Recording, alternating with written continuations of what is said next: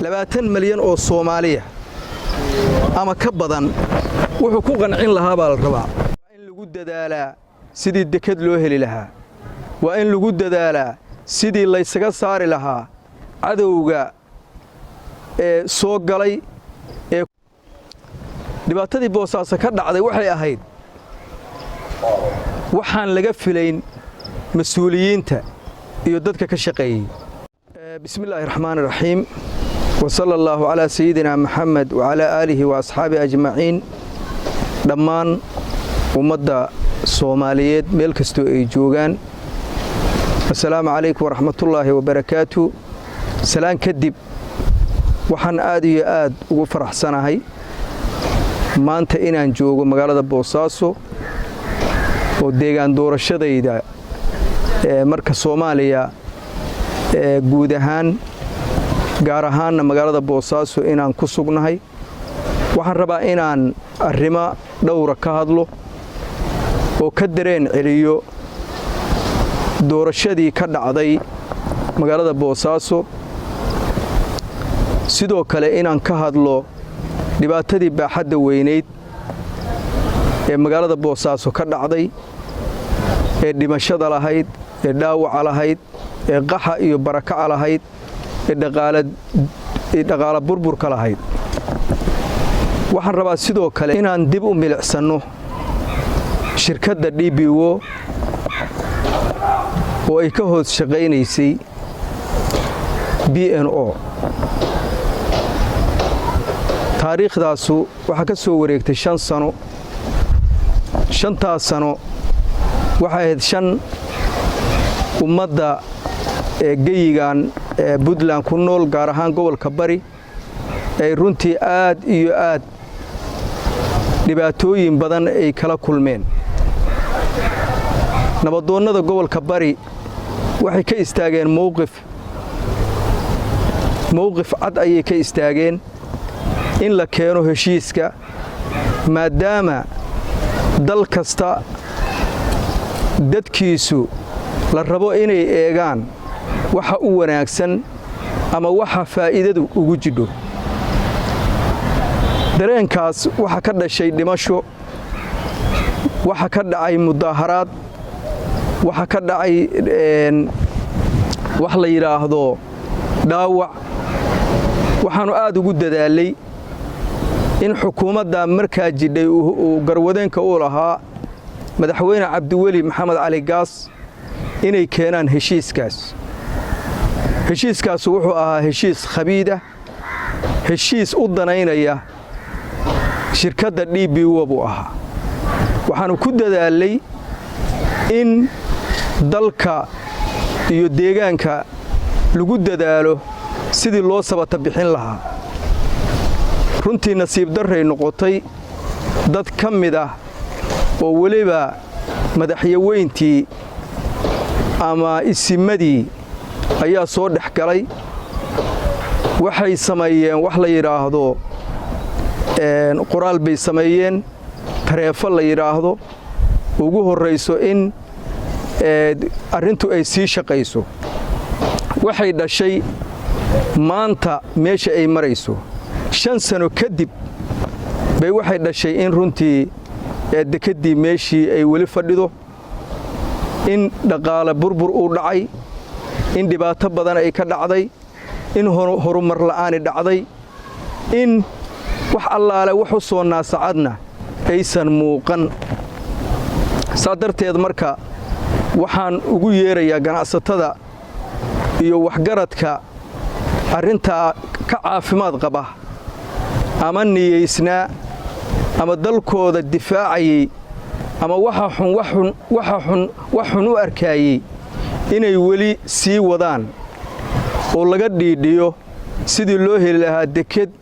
ummadda Soomaaliyeed gaar ahaan Puntland ay u sii shaqeyso suurtagal uma aha in sidii hore lagu jiro suurtagal uma aha in madaxweynaha Puntland uu wali arintii uu noo ballan qaaday inay wali halkii fadhido waxaan leeyahay maadaama la isxilqaamay maadaama maanta diyaar loo yahay in deked la dhisto maadaama maanta loo diyaar yahay in dhaqaale lagu bixiyo maadaama diyaar loo yahay in dadaal lagu bixiyo in meel fiican arrimaha kan laga istaago waxaan leeyahay mowqifkaasu mowqif fiican weeye waa in lagu dadaalaa sidii dekad loo heli lahaa waa in lagu dadaalaa sidii laysaga saari lahaa cadowga soo galay ee ku haysta badda iyo dekeddaba waxaan heshiis aan fiicnayn heshiis dadka lagu khiyaameeyey heshiis lagu qaatay lacago laaluusha oo loo qaybiyey dadkii mujtamacaadkii badnaa oo markaa baarlamaankii jiray wasiirradii markaa jiray iyo dad markaas runtii loo arkayey inay dadka hoggaamiyaal u yihiin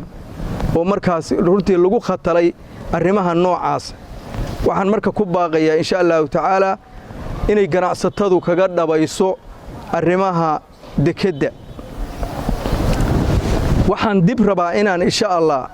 ugu noqdo doorashadii ka dhacday magaalada boosaaso magaalada boosaaso waxay ahayd magaaladii doogaan doorashadayda runtii waxaan filayey in ay ka beddelnaan doonto gobollada ama dawlad goboleedyada kale waxaa dawlad goboleedku jiray 25 sano waxaan runtii u qabay in bisayl badani uu jiro ama bulshada ha ahaato ama dawladnimada ha ahaato ma dhicin waxa ka dhacay wax dhabartaabasho ah waxa ka dhacay wax aad loola yaabo waxa ka dhacay wax taariikhda aan adduunka ka dhicin sababtu waxay tahay laguma qanacsana maadaama siyaasiyiintii muddada soo dadaalayay muddada musharaxiinta ka ahaa muddada dhaqaalaha ku bixinayay maadaama ay cidla soo istaageen oo doorashadii loo diiday waxay noqotay arrin runtii hasiime ah oo siyaasadda ku ah oo yacnii kaadirka siyaasadda ku ah oo mustaqbalka gelin kara in dadkii yacni niyadda u hayay doorashada inay bannaanka loo tuuray taasuna ay noqotay wax aad iyo aad loola yaabo bulshadiina ay ka celin weyday arrimaha ku habboon ama ay ka hadli weyday runtii waxay ku yacni aanu aad ula yaabnay mustaqbalka waxa la higsan doono waxaa la rabaa wax furan in la helo doorasho in la helo in lagu wada qanco in qof kastaahi uu gaaro himiladii iyo meeshuu higsanayay waxaan odhan karaa waxa ka dhacay ilhaamo siyaasadeed baa dhacday waxaa dad badan ku dhacday in waxaysan filayn runtii ay la kulmaan waxaan markaa uga tacsiyaynayaa siyaasiyiintii ragga iyo haweenkaba lahaa ee muddada soo dadaalayay ee muddada juhdiga ku jiray ee muddada dhaqaalaha ku bixinayay tacsi baan u diraya waxaan leeyahay waynaga tacsiyaynaynaa laakiin waxaan inugu boorinayaa oo aad iyo aad inugu boorinayaa tanoo kale inaysaynay u soo noqon inaad ka shaqaysaan in juhdi lagu bixiyo inta wax garanaysa oo Soomaaliya oo dhaqan leh oo siyaasi leh oo dhalinyaro leh oo haween leh in tanoo kale inay soo noqon in qoraayaasha Soomaaliya ay taariikhda wax ka qoraan dadka nooca u shaqeeyay dadka siyaasadda ka shaqeeyay dadka taqdiidka dhigay waxaan qabaa in taariikhdu xusto hadday u hagaagsan tahay iyo hadday u xun tahayba waxaan rabaa qodobka iixigaa wuxuu yahay oo saddexaad dhibaatadii boosaaso ka dhacday waxay ahayd waxaan laga filayn mas'uuliyiinta iyo dadka ka shaqeeyay waxaan u tacsiyaynayaa intii dhimatay waxaan u ducaynayaa intii dhaawacantay Allah ha u boogadhayo waxaan u ducaynayaa intii khasaarada maaliyadeed gaadhay in Ilaahay u cawad cesho waxaan aad uga xumahay in 2 saac gudahood ama wax ka yar 500,000 ay ka qaxdo ka barakacdo magaaladoodii ay abid ugu noolaayeen nabadda wax aad looga naxo wey wax aad looga murugoodo wey waxaan marka leeyahay dadku way ka soo kaban doonaan laakiin taariikhdu ma ilaawi doonto taariikhdu ma lumin doonto waxa la doonayaa dadkii dhibaatada Boosaaso u geystay nooc walba ay yihiin waa inay meel fuushaa dadkii dhintay xaqoodii waa in la helaa dadkii dhaawacmay waa in la daweeyaa hantidii burbudhay waa in la helaa waa inay meel fuushaa waxaan aad iyo aad ugu boorinayaa dadkii arrintaas sameeyey haddeenay dadka qancin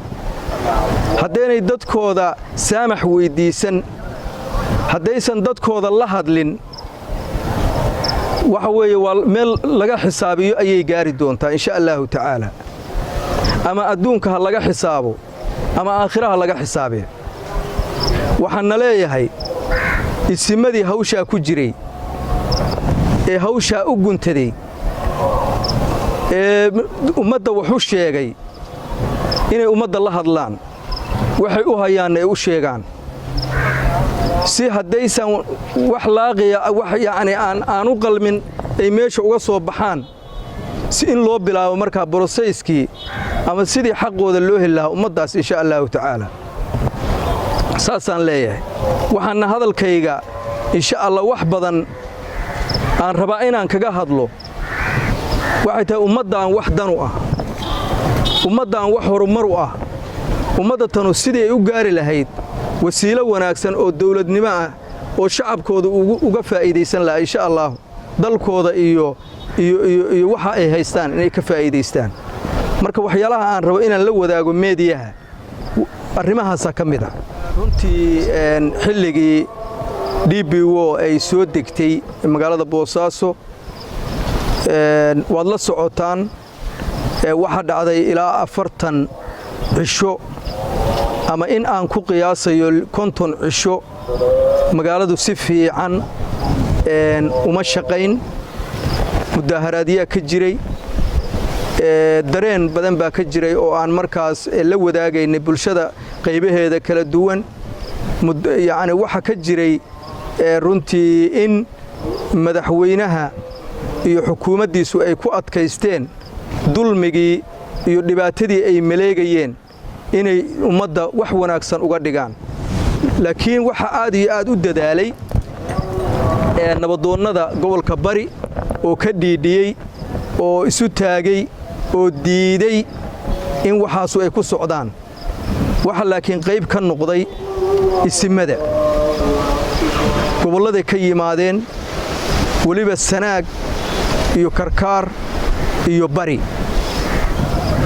waxay u hirgeliyeen inay shan bilood inay socoto arinta hadda socota shantii bilood waxay qaadatay 5 sano shantii sano marka haddana kama daalayno wali waxaanu taagannahay heshiiska DBO ummadda uma qalanto ummadda tan horumar bay rabtaa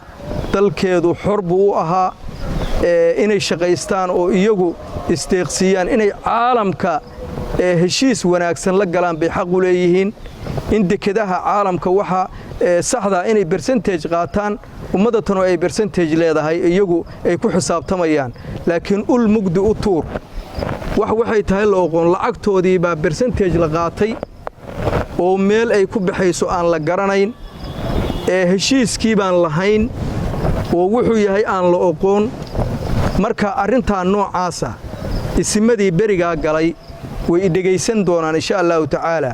waxaan leeyahay ummadda u sheega dulmigii iyo dhibaatadii meesha ka dhacday u sheega una garaaba insha Allah ta'ala Sida Abdullaahi Deni Puntland buu madaxweyne ka yahay Soomaaliya inuu u tartamana xaq buu u leeyahay laakiin waxa ka horeysa ummadda Soomaaliyeed inay horta Puntland ku qanacdo wixii dhacay iyo wixii Boosaaso ka dhacay iyo wixii ma garanaysaa dekedii iyo dhibaatadii ka ratibantay oo waliba ballanqaadka fiican uu noo sameeyay haddii lagu qanco dee madaxweynaha waa lala shaqaynaya haddii lagu qanci waayo 20 milyan oo Soomaaliya ama ka badan wuxuu ku qancin lahaa baa la rabaa marka aniga waxaan qabaa oo soo jeedinaya xaq buu leeyahay inuu tartamo laakiin tanaa ku huran marka hore inaad hagaajiso oo aadan cidna kaga biqin oo cidna aadan u daba fariisan oo waxa aad imaaraad dekada Boosaasood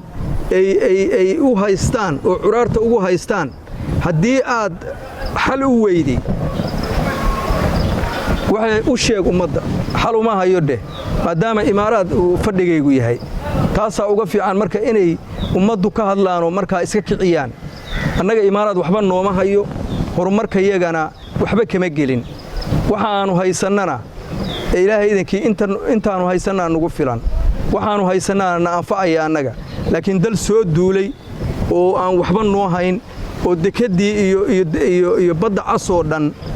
heshiis wuxuu yahay aan la aqoon ku haysta arrintaa iyada ah waxaan rabnaa inuusan ka tegine inta ka horraysa xal u sameeyo insha allahu tacaala runtii u dirayaa xildhibaanada Soomaaliya ka soo baxay meel walba ama gobol walba ama dawlad goboleed walba waxaan u dirayaa fariintaasoo ku aadan dalka Soomaaliya wuxuu rabaa dawladnimuu rabaa ummadnimuu rabaa dadkiina tabaalaysan oo dal iyo dibad jooga sidii dib loogu hagaajin lahaa sidii wanaagooda iyo ma garanaysaa karaamadooda looga shaqayn lahaa bay rabaan maanta gacantiina ayaa codkii ku jira uma xiraan ka dhaan dad gaar ah uma xiraan ka dhaan cid walba oo ka shaqaysay arrimaha jira waxaanu doonaynaa sida ilaahay xor iniga dhigay oo aad xornimo ugu dhalateen oo aad xornimo ugu dhimanaysaan inaad codkiinana xor u noqotaan insha allahu tacaala oo maanta meesha ay Soomaaliya marayso horay u sii wadaan oo horay ugu sii dadaashaan oo aad aqliga iyo maanku u shaqeeyo oo cilmigu uu shaqeeyo oo waxa aad tihiin maanta Soomaaliya dadka maanta liidka noqday ama ma garanaysaa madaxda u noqday inay codkooda ku biiriyaan inay u soo saaraan madaxweyne inay u soo saaraan cid ay ku nooloodaan rajooyinka maanta la qabana inaad ummadda Soomaaliyeed inaad u hirgelisaan khaasatan gobollada aan ka soo jeedo dadka ka soo baxay waa xildhibaanadaydii runtii ma rabo inaan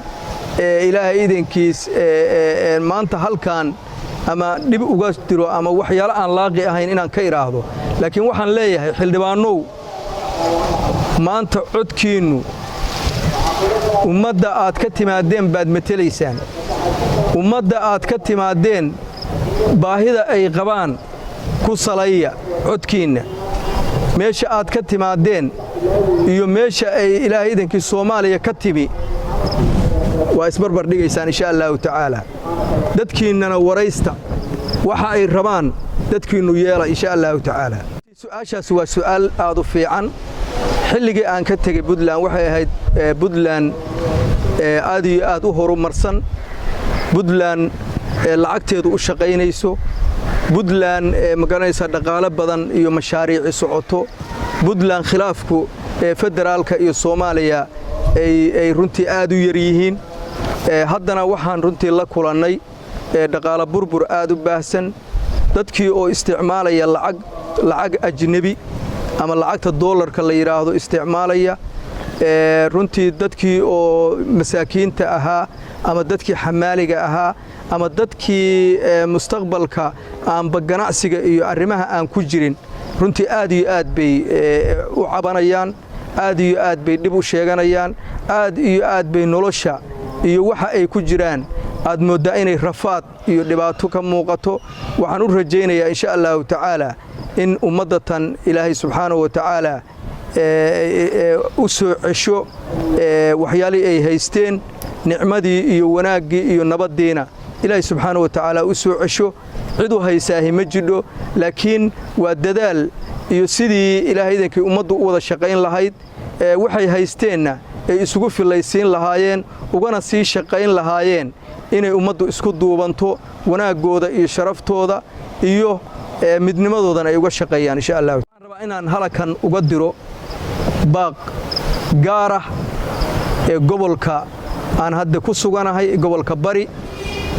waxaan rabaa bacdal doorashada federaalka Soomaaliya gobolka waxgaradkiisa waxaan ugu yeerayaa gabdhaha waxaan ugu yeerayaa aqoon-yahanka waxaan ugu yeerayaa dhammaan bulshada qaybaheeda kala duwan waxaan ugu yeerayaa inay aayahooda ka tashadaan in wax horay u dhacay iyo wax gadaal ka soo socdaba inay aayahooda ku saleeyaan gogosha insha Allah ta'ala anigoo gudoomiyay nabadoonnada Soomaaliyeedna ahna gudoomiyaha gobolka nabadoonnada gobolka Bari gogosha annaga dhignay ummaddu waa tashanaysaa waxayna ka tashanaysaa aayaheeday ka tashanaysaa si cuquubooyinkii dhacay iyo dhibaatooyinkii dhacay aysan dib ugu soo noqon horumarkii iyo wanaaggii iyo dadnimadii iyo wixii aynu haysanana aan ugu mintidno wixii dhibaataana insha Allah ta'ala isku meel looga soo jeensado sidaas aan leeyahay 3 sano oo aan fadhiyay caasimadda Soomaaliya wad la socotaan Soomaaliya waxaan u rajaynaynaa in dawladnimo la helo in ummadnimo la helo runtiina kaalinta nabadoonnada Soomaaliyeed waxaanu dhisnay golihii nabadoonnada Soomaaliyeed waxaanu samaynay xafiis dhammaan 18 gobol nabadoonnada Soomaaliya inay xiriir wanaagsan ay sameeyaan in dib u heshiisiin dalka loo sameeyo in wacyigelin loo sameeyo ummadda Soomaaliyeed in lagu dadaalo sidii mustaqbalka ummadda Soomaaliyeed ay u walaaloobi lahayd maadaama dhibaatooyinkii 91 ka dhacay aan weli afis dhammaystiran aan weli laga gaarin saadarteed marka shaqo qaran baan ku maqnaa ugama maqnayn inaanu arrimo arrimo kale ugama maqnayn Puntland waxay ka mid tahay Soomaaliyana shaqo weyn baa u taal sidaa darteed marka sida aan hadda u imi baan u imaanayaa horay waa u imi laakiin shaqada iyo dadaalkii aan ku jiray baan insha Allah ta'ala gaarsiisay xaaladda hadda aan u nimi insha Allah ta'ala